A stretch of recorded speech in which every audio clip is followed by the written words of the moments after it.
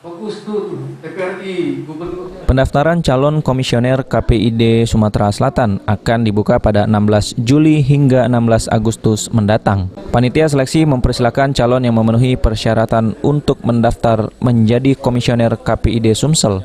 Selama tidak terlibat dalam partai, para calon komisioner bisa mendaftarkan diri langsung di kantor KPID Sumsel.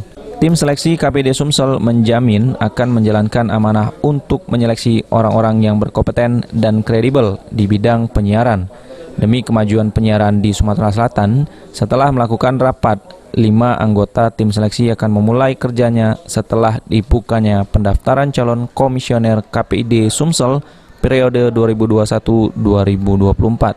Tentu saya mengharapkan seluruh masyarakat Sumatera Selatan, baik ya ormas Islam seperti Muhammadiyah, NU, LDII dan lain-lainnya agar supaya mendaftar pada tanggal 16 Juli sampai tanggal 16 Agustus, artinya 1 bulan.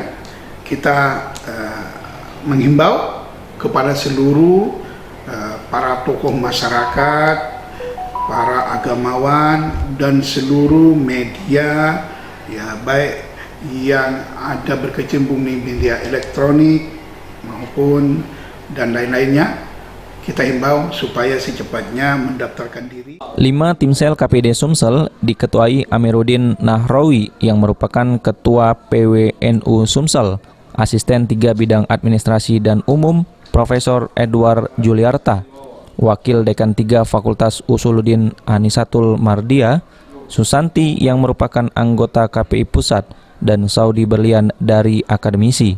Gubernur Sumatera Selatan Herman Deru secara tegas juga mengingatkan agar panitia seleksi atau pansel Komisi Penyiaran Informasi Daerah Sumatera Selatan untuk bekerja secara independen dan transparan.